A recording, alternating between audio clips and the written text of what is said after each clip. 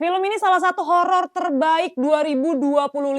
Lu mau bilang gue lebay, terserah. Tapi gue berani jamin lu nggak bakal nyesel keluarin duit buat beli tiket film ini. Judulnya Dia Bukan Ibu. Film ini tuh bukan sekedar horor yang cuma nakut-nakutin doang ya. Tapi emang iya, ada sosok ibu yang creepy banget, muncul diam-diam dengan kepribadian yang aneh bikin merinding. Tapi yang bikin beda, dramanya tuh juga kuat banget. Karena ceritanya ini nyentuh soal identitas perempuan, refleksi tentang gimana perempuan sering banget dituntut sama ekspektasi sosial biar bisa segalanya. Dan ceritanya tuh fokus ke seorang ibu sama dua anaknya, yaitu Vira dan Dino yang diperanin Aura Ribeiro dan Ali Fikri. Jadi si ibu ini awalnya hancur banget, hopeless gara-gara suaminya. Tiba-tiba dia tuh berubah drastis. Jadi ceria, cantik, sukses, bisa punya rumah baru, bahkan buka salon. Dan anehnya, salon itu rame banget, padahal lokasinya itu di daerah sepi penduduk. Dari situ lu pasti udah mulai mikir dah, ada yang gak beres nih. Dan yang bikin menarik, film ini tuh banyak nunjukin simbol-simbol kayak ayam, telur, susu putih, kaca. Yang semuanya tuh kayak jadi representasi sosok ibu.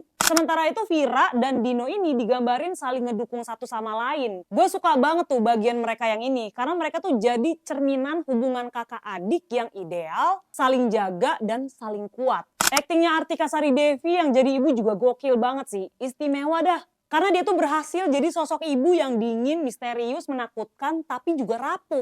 Bener-bener jadi comeback yang berkelas di dunia acting sih. Dan Randolph Zaini sebagai sutradara juga gue salut banget. Dia bisa ngeracik horor dan drama dengan style organik yang fresh. Menjadi tontonan horor tuh yang bukan cuma nakutin, tapi juga bermakna. Rasanya tuh film ini dibuat di tangan orang yang tepat cuy. Dan ada satu hal penting nih yang menurut gue jadi inti film ini adalah seorang ibu tuh juga butuh ruang buat bisa mengekspresikan dirinya sebagai individu, sebagai perempuan, bukan cuma dilihat dari perannya sebagai ibu. Itu dalam banget sih. Dan kalau ngomongin adegan paling nakutin buat gue nih, pas malam-malam si ibunya tuh nyamperin Vira ke kamar. Itu sumpah merinding banget cuy. Bahkan endingnya, juga gokil cuy. Bikin gue tuh campur aduk antara kagum, sedih, tapi juga ada bahagianya juga. Banyak banget gitu poin yang bisa kita ambil setelah nonton film ini. Jadi ya intinya film Dia Bukan Ibu tuh horor yang bikin lu tuh ketakutan iya, tapi juga bakal dapet drama yang dalam, simbolisme yang kuat, sama pesan moral perempuan yang relevan banget.